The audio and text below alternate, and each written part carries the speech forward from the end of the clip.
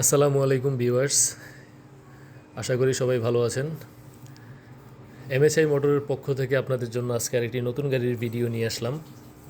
Toyota Noha WXP।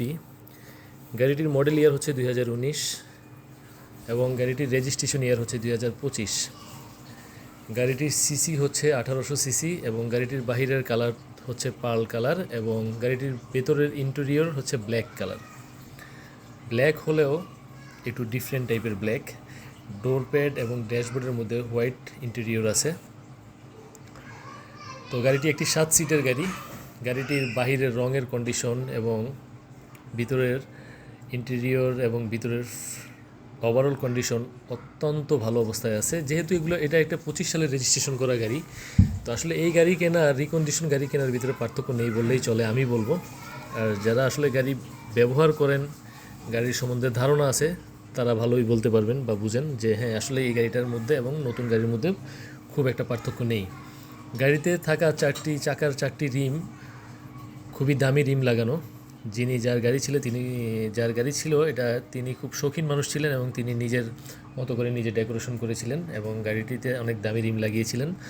এবং গাড়িতে বোনাটে থাকা সামনে যে বড় গ্রিলটি, এই গ্রিলটির অবস্থাও খুব ভালো অবস্থায় আছে, কোনো স্ক্র্যাচ নেই এবং এতটাই নতুনের মতো যে আসলে এর মধ্যে আমি আমার নিজের চেহারা নিজে দেখতে পাচ্ছিলাম।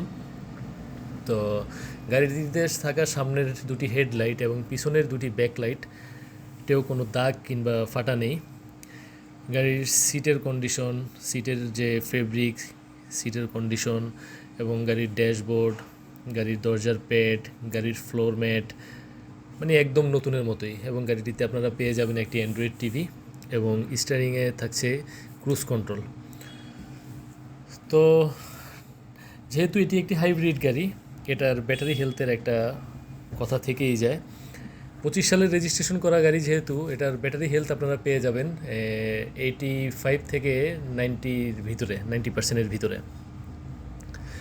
তো আমি সবসময় আসলে আমার পোস্টের পাশাপাশি কাস্টমারদের জন্য একটা কোনো এফেক্ট ইউজ করা ছাড়া একটা নর্মাল ভিডিও বানিয়ে দিই, যাতে কাস্টমাররা দেখে বুঝতে পারে গাড়িটার আসলে কী কন্ডিশনে আছে। এবং আসলে সব কাস্টমার তো আর ঢাকার ভিতরে থাকে না, অনেক কাস্টমার ঢাকার বাইরে থেকে আসে বা ঢাকার বাইরে থেকে দেখতেছে।